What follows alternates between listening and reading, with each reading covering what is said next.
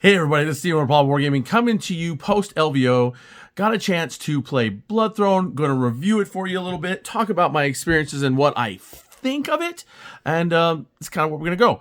Now, for the look of models, we'll start right there. Look of models. They were amazing. I thought they were gorgeous. They would be great for hobby. My only complaint with them is that they're a single piece. There's nothing for you to build, kit bash, or, outside of green stuff, right? So I felt that a little lacking, but I do like the time savings of models you don't have to build. That's amazing.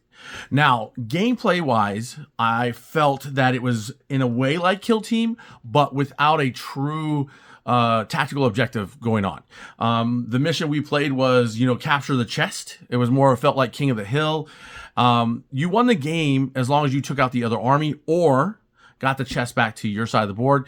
Not a big challenge. I think for children, like, young kids and stuff, this is a great game to play against dad, mom, or each other. But as a idea for a competitive game between adults, I don't think it's in the right place. Another negative review I have is that there was like blue dice, orange dice, red dice, white dice. They all did different things.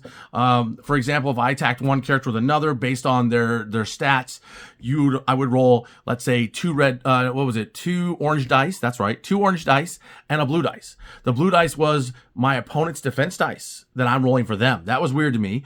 And if I rolled any skulls on the blue dice, then my opponent defended all the attacks. For example, let's say I had 10 attacks going into that model and I roll a single skull. It negated all of those attacks. And that I didn't like. That was, to me, I didn't get it. I also don't understand why it has to be so many different colored dice rather than sticking to a traditional D6. That to me was very strange. I don't like the idea of having to have several different colors of dice that you don't want to lose, that if you do, you have to go, you're potentially going to buy a pack again and I guarantee, or at least I think, I can't guarantee, but I think it'll be multiple colors dice in one bag. So then you're buying excessive dice. I don't like that. The other problem I found is that the character how do I describe it? It is a wood sheet basically, right? It's laser cut out. It's got symbols. It's got a picture of your character. It's all there. My problem is you have to memorize symbols to know what everything means, right? So instead of me looking and saying that's attack, that's defense, this is my magic, or this is my health, or whatever, instead I have to memorize different symbols to understand what they mean. And I didn't like that. I think that this is something GW does well, and this is where, this game is really lacking again. Now, what else am I going to say? What I will say is a positive. Let's go back to another positive. The game took us about 10 to 15 minutes to play, which I think is amazing in that regard, right? You can get some quick games in with your buddies. Another positive is it can play up to 7 people. So that's an odd number to me, but I like the fact that more people can be involved in gameplay, which is also nice, right? So there's some good things there. They use a grid system, so you're not really having to measure much. They come with some automatic measure tools for medium, long range, short range, things like that.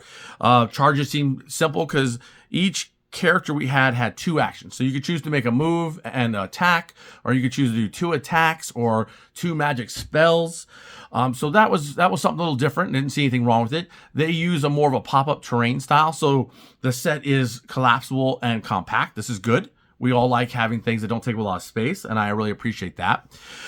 But I would say overall, the game is it's overly complex in places where it doesn't need to be, and it's overly simple in places where I would like to see complexity. For example, like I said, the dice rolls and the symbols and that interactions there are really odd and you take time to learn, where other areas such as strategy and tactics are basic. And so I see Bloodthrone as a game for people being introduced to tabletop games, which is good. We want something like that. But if you're looking for a tactical game that challenges you in the mind, I don't think this is the game for you. If you're looking for a way to introduce your kids to gaming, great game. I think for like me and my daughters playing this is a good game to introduce my kids to get them into tabletop gaming. So I would say overall review of this is mixed. If I was looking for games for my kids and I would rate it higher. And if I'm looking for a game for my YouTube channel or to play competitively with my friends, I would rate this far lower. I would say it's a pass. So if you're buying something for your family and your kids to get into tabletop gaming, buy it. If you're a guy like myself who likes competition and likes challenging games of strategy, not for you. It's a pass. So I would give it, like I said, a mixed review. Check it out. This again is Steve Miller, Paul Wargaming. Thank you for joining me on the review of Blood Throne. Haha. Bye.